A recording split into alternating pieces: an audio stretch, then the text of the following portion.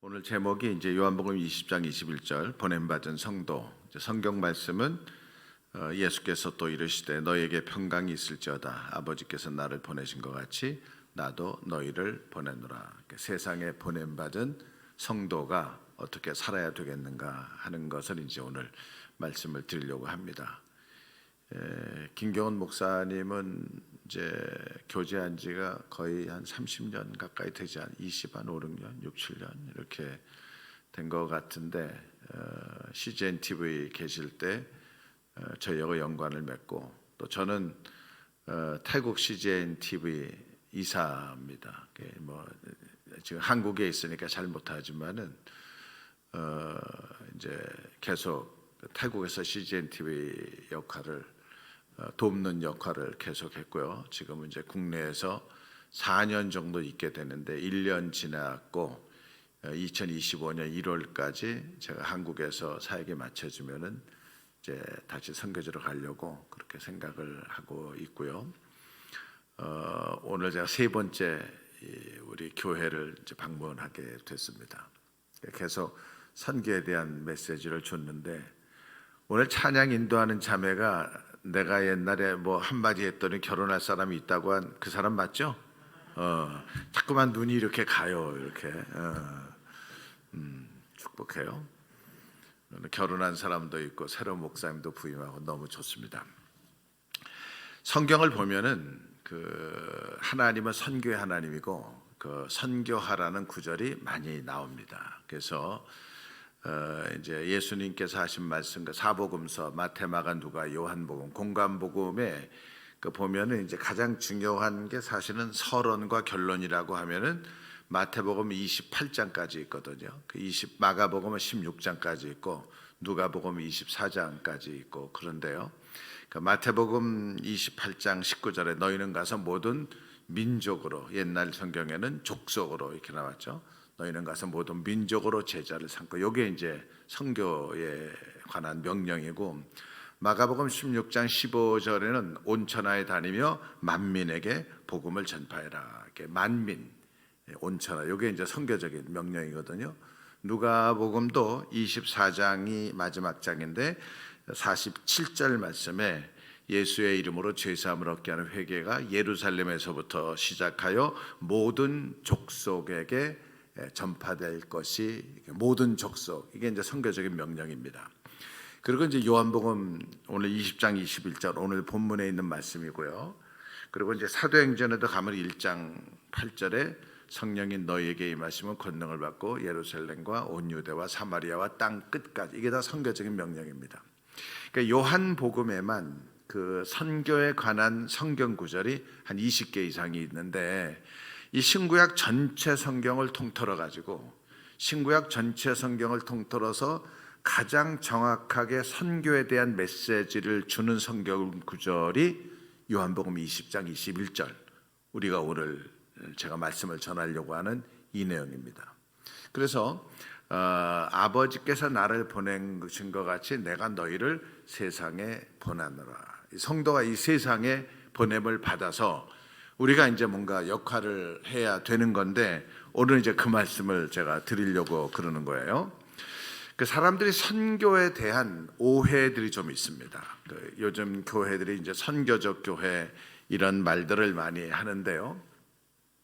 인터넷에 들어가 가지고 이제 선교적 교회 관련된 이런 키워드를 넣으면은 이제 뭐 선교적 교회의 행정, 선교적 교회의 설교, 또 어떻게 해야 선교적 교회가 되는가, 이제 그런 내용들이 상당히 많이 있는데, 그러면은 이제 제 질문입니다. 제 질문이 그러면은 선교지에 가서 건축을 많이 하면 선교적 교회인가?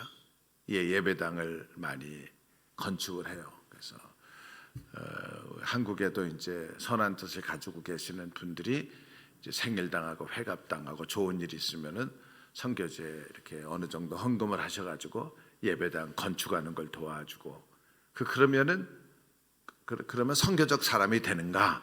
이게 제 질문인 거예요. 그래서 그거는 아닌 것 같다는 생각이 드는 거예요. 그러면은 교회가 단기 팀을 많이 선교제에 보내요. 100팀, 200팀 이렇게 보내면은 그 교회가 선교적 교회인가? 그 정답은 아닌 겁니다. 저 스스로 생각할 때 그러면 어떤 분이 선교지에 많이 가서 선교지로 1년에 몇 번씩 가서 방문하고 그러면은 그 사람이 선교적 성도인가? 제 정답은 아니라는 겁니다. 그러면은 선교사에게 후원을 많이 해, 재정을 많이 쏟아붓고 그러면은 그 교회가 선교적 교회고 그 사람이 선교적인 사람이 되는가? 정답은 아니다 이 말이죠. 그럼 교회가 선교사를 파송했어. 그러면은 그 교회가 선교적 교회인가? 저는 아니라고 생각을 하거든요. 그래서 중요한 게 뭐냐면 이 선교를 바르게 이해하는 것이 상당히 중요합니다. 그러니까 선교지에 가서 교회를 건축했어요. 땅을 사서 센터를 지었어요. 그리고 고아원도 세우고 학교도 세우고 그러면은 선교를 잘하는 건가?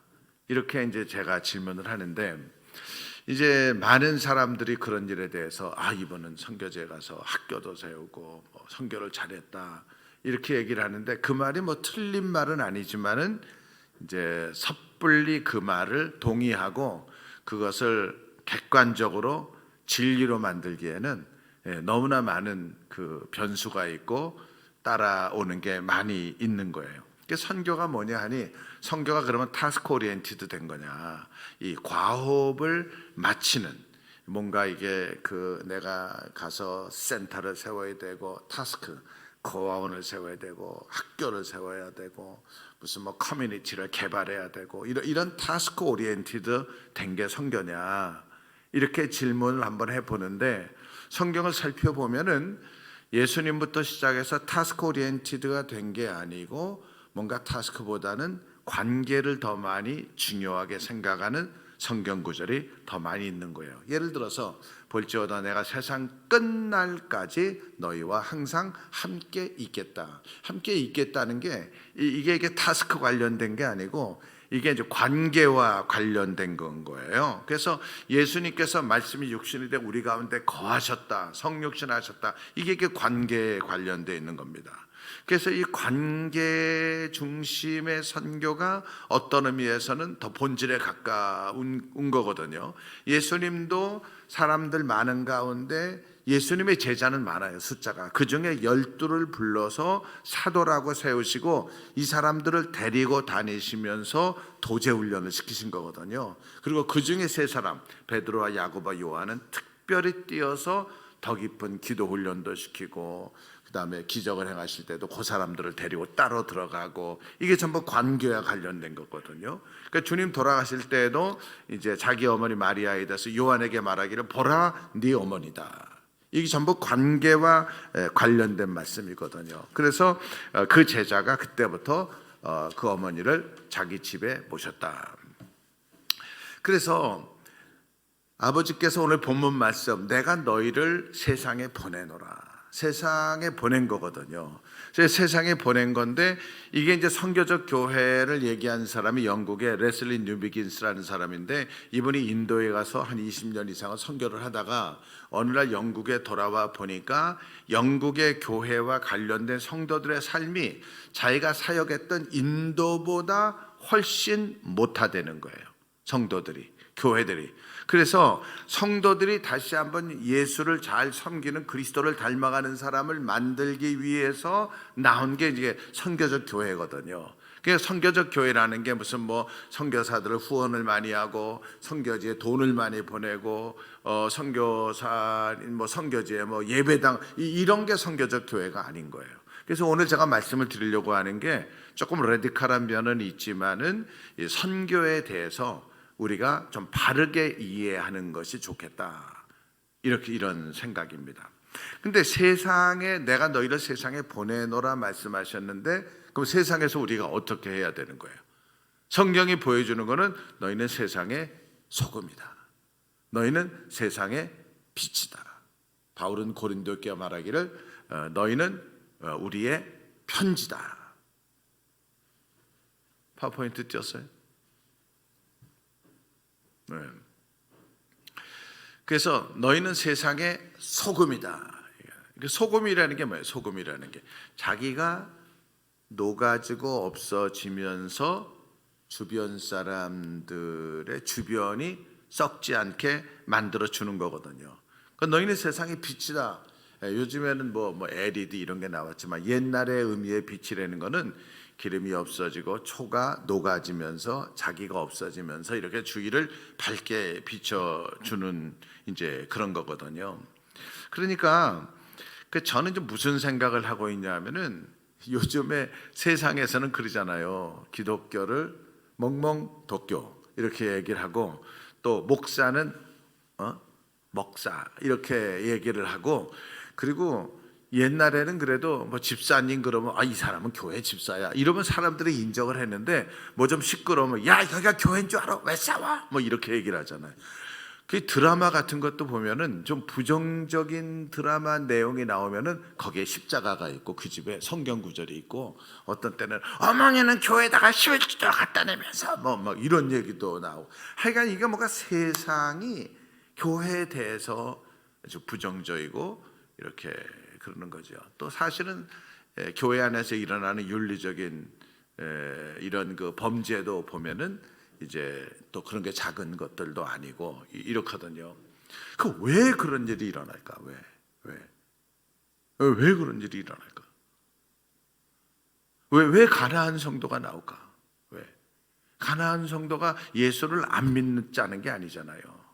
예수를 믿는데 지금 내가 교회 가는 게 불편하다. 교회 가는 게 불편한. 근데 예수를 포기한 건 아니지만은 교회 가는 게 불편하다. 그러니까 가나안 성도가 나온 거거든요. 그래서 생각이 뭐냐 하면은 정말 우리가 예수님의 가르침대로 소금같이 살면 너희는 세상의 소금이다. 너희는 세상의 빛이다. 우리가 그렇게 살면은 되는 건데 그렇게 안 사니까 뭐 다른 예화를 들지는 않겠습니다. 다른 예화는 들지는 않는데 어쨌든지 그야말로 우리 성도가 주님이 가르쳐 준 대로 회심의 본질이라는 책이 있어요. 회심의 본질이라는 책인데 이제 미국 사람 클라이머라는 분이 이제 쓴 책이에요. 책인데 이렇게 작은 소책자인데 거기에 보면은 오늘 우리 목사님께서 세례에 대한 말씀도 하셨지만은 저는 얼마 전에 기회가 있어가지고 코바디스를 다시 한번 봤어요. 코바디스를 다시 한번 봤는데 그 코바디스에도 보면은 사람들이 그 동굴에 이렇게 모여가지고 이제 그 안에서 성만찬도 하고 세례도 들어가는데 그거 참석하는 그런 1년에 가까운 사람들이 있고 또 이제 그걸 바라보는 사람들도 있고 이렇게 있잖아요. 근데 초대교회만 하더라도 이제 세례를 받는 것은 주님의 살과 피에 동참하는 거기 때문에 요 말이 예수쟁이들은 살과 피를 먹는다 하는 말이 그대로 로마 사람들한테 전파가 되어지게 되면은 이거는 세상에 이런 야만인이 없는 거죠. 그래서 주님의 살과 피에 동참한다는 이 진리를 깨닫기 위해서는 다시 말해서 성만찬에 동참하기 위해서는 아무나 거길 가는 게 아니고 몇 번에 걸쳐서 컨펌을 받고 성만찬에 동참할 수가 있는 거예요. 그러니까 이게 삶이라고 하는 것이 완전히 그리스도인의 삶이 어렵지만은 내가 예수 믿는 사람들을 보여주기 위해서는 툭 건들고 뭐 엎지르고 물고기 그려놓고 그리고 바라보면 다시 지워버리고 이렇게 하면서 신앙을 고백하고 지키고 있었는데 지금은 너무나 우리가 진실하게 예수 믿는 사람들이 물론 많이 있겠지만은 그 주님의 가르침대로 살지를 못하니까 기독교가 사회적으로 상당히 어려움을 많이 받고 있다 이렇게 생각을 합니다. 그래서 이 선교에 대한 이해가 필요한 거예요. 그 미국을 대표하는 지성이 이제 랄프 윈터라는 분인데 돌아가셨고요. 또 유럽을 대표하는 지성이 존 스타트인데 이 사람도 돌아가셨어요. 근데 이 존 스타트가 이분이 이제 그 은퇴하면서 2017년에 은퇴하면서 마지막으로 그 영국의 랑카스터 근처에 중부 영국이 잉글랜드고 스코틀랜드고 웨일즈고 노던 아일랜드고 이렇게 네 개의 이제 다른 조그마한 나라들이 합쳐가지고 이제 영국을 그레이트 브리튼을 만들었잖아요. 그래서 이게 잉글랜드하고 스코틀랜드 사이에 잉글랜드 쪽에 있는 도시예요. 그 하나님의 은혜로 제가 거기 가봤는데요. 거기에 이제 산이 있는데 거기 산이 호수가 한 20개가 있어요. 산에 호수가 1km, 3km, 5km, 어떤 때는 500m 한 20개가 있고 그 호수가 있는 그 산의 밑에 캐직이라는 우리로 말하면 이제 그 무슨 잠원동, 뭐 반포동, 장이동 하는 이런 동네가 하나 있는 거예요. 그래서 거기가 이제 호수가 많아서 레이크 시티라고 이렇게 말을 하는데 경치가 너무 좋아가지고 1년에 한 번씩 이제 거기서 사경회가 열려서 그 사경회를 캐직이라는 동네에서 열려가지고 캐직 사경회 이렇게 얘기를 해요.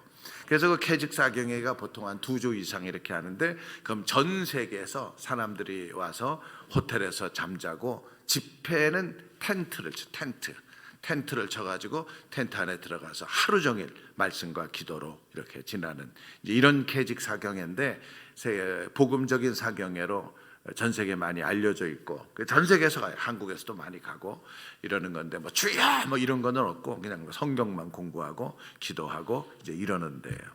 거기에 이제 존 스타트가 자기의 그 은퇴 고별 설교를 한 거예요. 그래서 오늘 여기 보여주는 것이 이제 그 존 스타트가 마지막으로 자기의 선교 사역을 다 마치고 그리고 나서 마지막 설교한 건데 인터넷에 Last Sermon of John Stott 이러면 이제 이 내용이 다 나옵니다.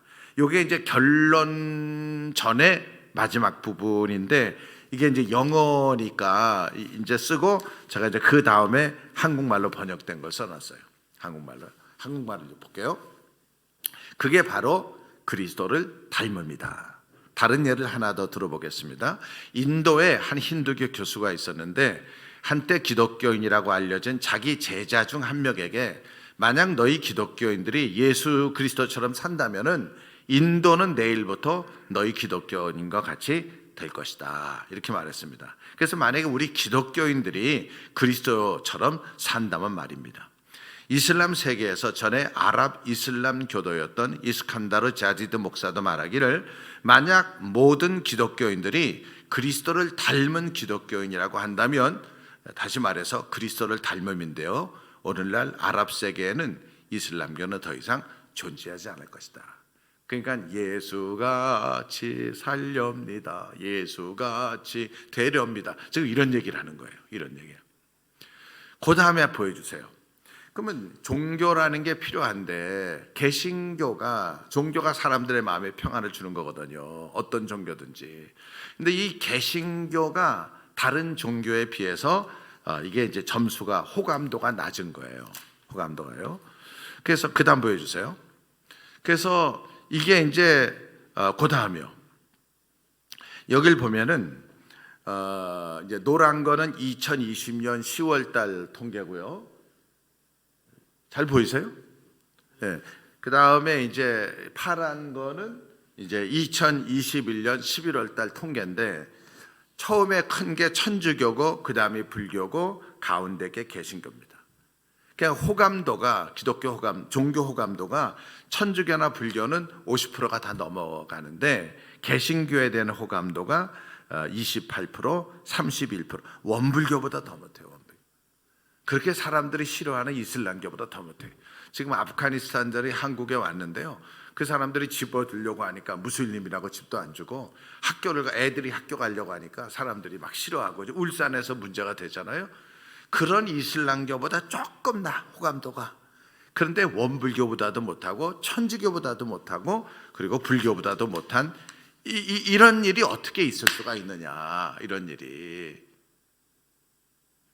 우리 기독교인이 성경이 가르쳐준 대로 살지 않으니까 기독교인에 대한 이런 그 사회에서 보는 좀 부정적인 그런 요소들, 그래서 개독교라고 그러고 목사를 먹사라고 얘기를 하고, 그리고 젊은이들이 뜻 있으면 교회 안 나가고 교회 밖으로 나가고 나는 가나안 성도다 이렇게 얘기해요.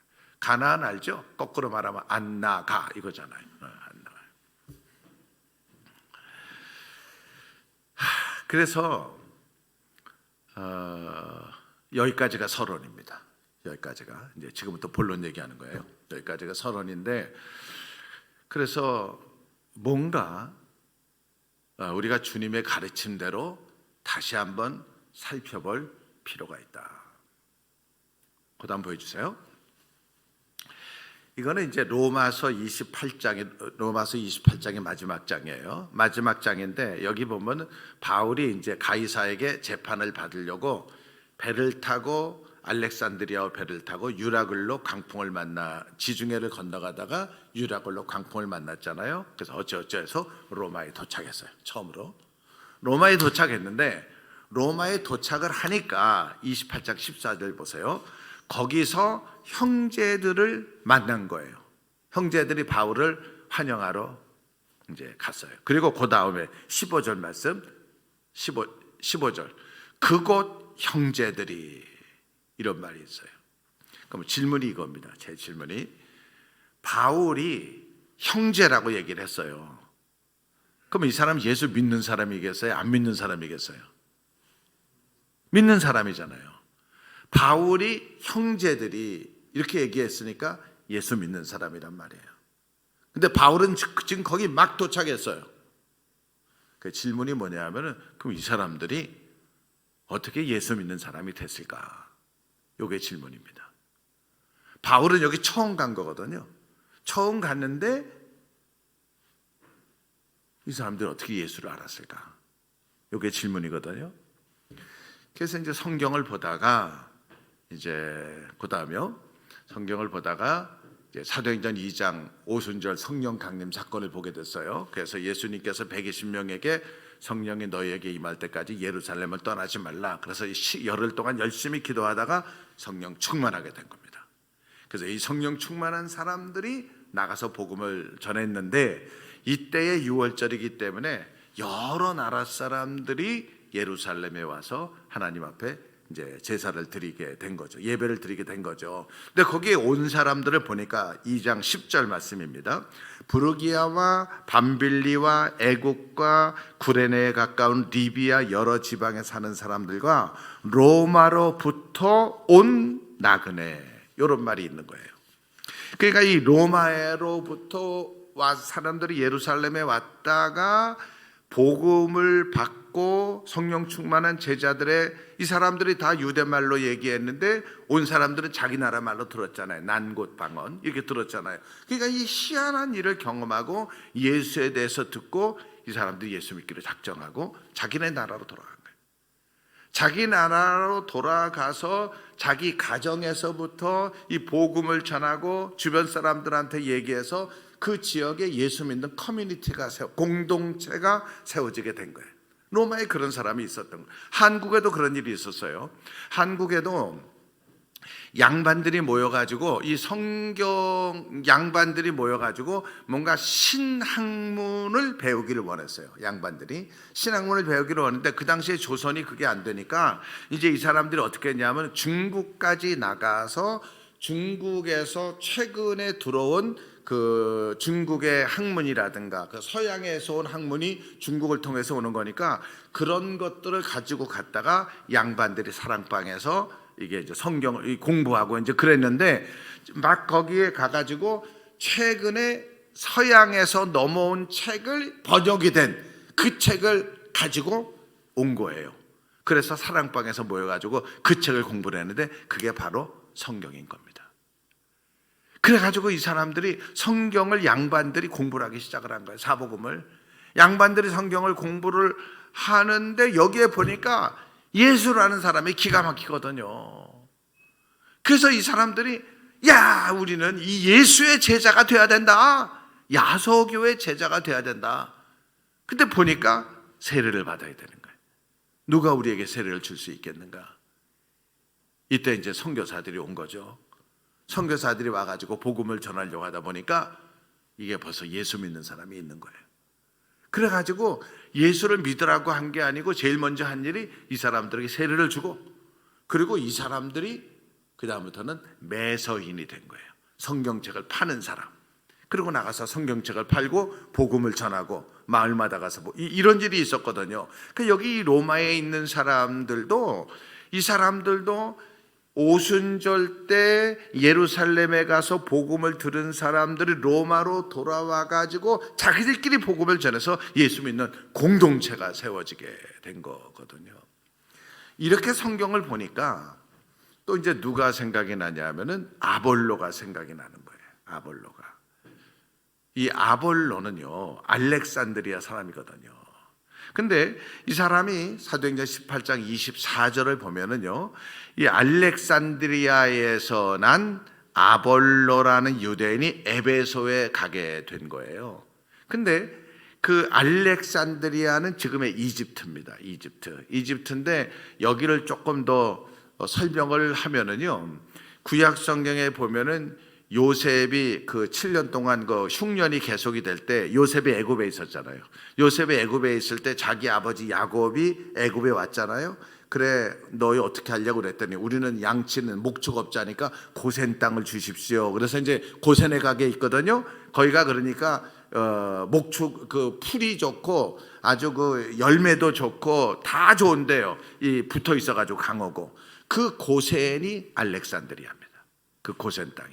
그러니까 아주 살기 좋은 그런 데예요. 그래서 거기서부터 에베소는 어디에 있냐면은 지금의 터키에 있습니다. 지금의 터키. 지금은 이제 에베소를 이즈밀이라고 얘기를 하는데 터키에 있거든요. 그러니까 지금 이집트하고 터키는요, 비행기를 타고 가도 3시간이 걸리는데요. 3시간이. 그 당시에 어떤 경로로 이 아볼로가 움직였는지는 모르지만 아마 배 타고 사람들이 그 옛날에 그 구약 배경사 고대 역사 이런 거 읽어보면은 이 아볼로라는 사람이 물건 파는 사람이에요. 물건 파는 사람. 그래가지고 이제 물건을 팔면서 이제 알렉산드리아까지 온 건데 에베소에서 떠나가지고 알렉산드리아에 있으면서 터키 에베소까지 이렇게 온 건데 질문이 뭐냐면은 이 사람이 성경에 능통한 사람인가? 능통해. 성경에. 그리고 예수에 관한 것을 자세히 알았어요. 그 성경이 뭐라고 그랬는 거 아니? 예수에 관하여 자세히 말하며 가르치니. 예수를 안 거예요. 그리고 성경에 능통해. 질문은 이겁니다. 그러면 누가 아볼로에게 복음을 전했냐? 누가 아볼로가 예수를 알도록 했을까? 뭔가 예수를 누군가가 아볼로에게 복음을 전해가지고 아볼로가 예수를 안 다음에 그리고 자기가 성경을 또 공부할 수도 있고 또 누구한테 들을 수도 있는 건데 처음 시작은 이 아볼로가 어떻게 예수를 알았겠는가? 이게 질문인 겁니다. 그 다음에 또 하나요. 이 성경 구절은 제가 과거에 여러분의 교회에 와서 설교한 적이 있는데요. 사도행전 7장을 보면은 스데반이 죽습니다. 그래서 그때 이제 죽인 사람이 사울이거든요. 근데 사울이 스데반 죽인 것만 가지고 만족스럽질 않아서 사도행전 8장에 가면은 예루살렘교회를 핍박을 합니다. 예루살렘교회 핍박을 하니까 그 핍박의 정도가 너무나 세서 많은 사람들이 다 도망가죠. 성경은 흩어지니라 그랬는데 그때 사울하고 그 집단들이 어떻게 했냐면은 집집마다 들어가지고 예수 믿는 사람을 잡으려고 했습니다. 그러면은 그 당시 예루살렘에 예수 믿는 사람이 몇 명이나 됐냐면은 사도행전 2장, 3장, 4장을 보면은요, 베드로가 설교할 때 3,000명이 회개하고 5,000명이 회개했어요. 남자만. 그러니까 남자가 3,000명, 남자가 5,000명이니까 합해서 8,000명이거든요. 플러스 알파입니다. 그런데 이 8,000명이 남자니까 여자하고 이제 애들을 생각을 하는 거예요. 그러면은 자녀들을 생각하면 지금처럼 뭐 둘만 낳겠어요? 더 많이 낳죠. 그러니까 뭐 2명만 낳아도 4,8이 32, 32,000명이고 3명을 낳으면은 5,8이 40, 4만 명이 되는 거예요. 그러면 그냥 한 4만 명이라고 생각을 해보자고요. 그러면은 그 당시에 예루살렘의 인구가 몇 명인가? 예루살렘에. 그 당시에 예루살렘의 인구가 고고학적인 발굴의 집터 이런 걸 다 살펴보면은 예루살렘의 인구가 10만 명에 10만 명. 10만 명의 예루살렘 사람들 가운데서 4만 명이 예수를 믿는 거예요. 그러니까 어느 집을 들어가든지 그 집에는 예수 믿는 사람이 있는 겁니다. 어느 집에 들어가든지. 그래서 이 사람들이 그냥 집집마다, 성경은 집집마다 들어갔죠. 각 집마다. 그래서 도망간 겁니다. 이 도망간 사람들이 평신도거든요. 이 사람들이 사도행전 11장에 안디옥까지 온 거예요. 19절 보겠습니다. 그때에 스데반의 일로 일어난 환난으로 말미암아 흩어진 자들이 베니게와 구브로와 안디옥까지 이르러 유대인에게만 말씀을 전하는데, 유대인에게 말씀을 전한 거예요. 그러니까 흩어진 유대인들이, 예루살렘에 있던 유대인들이 안디옥에 와서 유대인에게만 말씀을 전한 거예요. 20절 말씀. 그 중에 구브로와 구레네 몇 사람이 안디옥에 이르러 헬라인에게도 말하여 주 예수를 전파하니. 그러니까 요거는 20절은 유대인이 헬라인에게, 헬라인은 지금은 그리스를 얘기하는 겁니다. 그러니까 19절은 유대인이 유대인에게 복음을 전하고 20절은 유대인이 헬라인에게 복음을 전한, 우리가 지금 말로 얘기하면은 타문화권 선교를 얘기를 하는 겁니다. 근데 질문은 이겁니다. 질문은 이 사람들이 목사인가? 이 사람들이 장로인가? 이 사람 다 평신도인 거예요. 이 성경을 보면 볼수록 뭐가 느껴지냐 하면은 아볼로에가 예수를 믿게 한 사람도 누군지 모르지만은 목회자가 아닌 거예요. 로마의 사람들이 예수를 믿도록 역할한 사람들도, 로마의 기독교 공동체가 세워진 것도 예루살렘에 가서 복음을 듣고 가서 자기들끼리 복음을 전한 이런 사람들이거든요. 성경을 읽다 보니까 고넬료가 생각이 났습니다. 이거 보세요. 고넬료요. PPT. 고넬료는 가이사랴에 있던 사람인데 백부장입니다. 로마의 백부장. 로마의 백부장인데, 근데 이 사람을 뭐라고 설명했냐면은 그가 경건했고, 그 다음에는 온 지분과 더불어 하나님을 경외하며 백성을 많이 구제하고 하나님께 항상 기도하더니. 이건데 질문은, 그러면은 고넬료가 어떻게 예수님을 알았을까? 누가 고넬료에게 예수를 전했을까? 살펴보니까 고넬료가 살고 있던 그 동네에 있는 사람들이 고넬료에게 복음을 전한 거예요. 그래서 이 사람이 온 집안이 더불어 예수를 믿고 백성을 많이 구제하고 하나님 앞에 항상 기도하고, 그래서 은혜를 받아서, 내가 은혜를 받으면 선교지에 나가는 게 아니고, 내가 은혜를 받아가지고 다른 이상한 어디 가는 게 아닌 거예요. 내가 은혜를 받아가지고 있는 그 자리에서 하나님 앞에 기도하고 헌신하고 구제하고 좋은 일을 많이 하고. 이 고넬료가 어떻게 주님을 알았는가? 고넬료가 있는 동네에, 그 가이사랴라는 동네에 있는 유대인 어떤 평신도를 통해서 고넬료가 예수를 알았다는 거죠. 이렇게 성경을 보니까 사마리아 수가성 여자가 떠올랐어요. 이 수가성 여자가 예수를 만나고 난 다음에 마지막에 어떻게 했죠? 28절, 여자가 물동이를 버려두고 동네로 들어가서 사람들에게 이르되 내가 메시아를 만났다. 이렇게 생각을 하니까 내가 또 이제 이런 생각이 나는 거예요. 저는 모태 신자입니다. 저는 우리 엄마가 돌아가셨지만은 딸을 넷을 낳고, 우리 아버지가 핍박이 심해서 아들도 못 낳는다고, 그래가지고 뭐 술 먹고 뭐 그랬는가 봐요. 그래가지고 우리 엄마가 예수를 잘 믿은 것 같아요. 그래서 교회 기도거래요. 교회. 그래가지고 이번에는 아들 낳아야 된다. 그래서 하나님, 아들을 낳으면은 하나님 앞에 바치겠습니다. 이래가지고 나를 낳은 거 아니에요. 그래서 나는 어릴 때부터, 아예 국민학교 다닐 때부터 얘는 목사가 되리다, 목사가 되리다. 나는 그렇게 자라났어요. 그래가지고 그냥 고등학교 졸업하고 대학 가고, 대학교 졸업하고 신학교 가고, 신학교 졸업해가지고 목사가 되고, 그래가지고 더 공부를 더해가지고 뭐 이렇게 공부를 더해서 박사도 되고 이렇게 했지만은 그냥 여기만 이렇게 왔어요. 왜냐하면은 아예 어릴 때부터 너는 목사가 될 놈이다, 목사가 될 놈이다. 중학생 때부터 강 목사 뭐 이런 소리 듣고 말이죠. 김경원 목사님 언제 예수 알게 됐어요? 누가 전도했어요? 그렇잖아요. 어쨌든 누가 전도한 거거든. 우리 자매는 모태신앙이에요? 누가 전도한 거예요?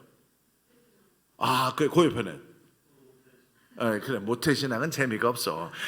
간증거리가 없어. 뭐 나도 무슨 다 술 먹고 담배 피고 싸우고 그러다가 주유 뭐 이래야 되는데 이런 간증거리가 없어요. 모태신앙은 그냥 어릴 때부터 주일학교에서부터 교회 이렇게 다녀가지고. 그런데 한번 생각해 보세요.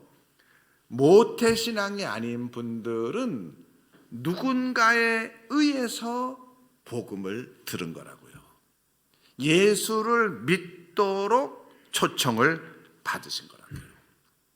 근데 그게 누구냐 하면은 대부분이 다 일반 성도고 평신도라는 거죠. 그래서 내가 너희를 세상에 보내노라. 아버지께서 나를 보낸 것처럼 나도 너희를 세상에 보내노라 하시는 예수님의 말씀을 우리가 조금만 더 생각한다고 하면은 이 세상에서 우리가 헌신적이고 소금이고 선교적인 삶을 살아야 된다는 거죠. 그 다음 보여주세요. 그래서 교회가 세상 속으로 들어가서 선교적인 성도가 선교적인 삶을 살아야 된다.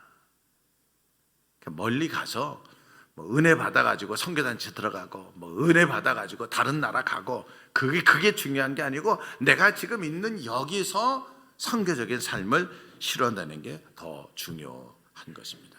제가 오늘 이 말씀을 전하는 겁니다. 그 다음에요.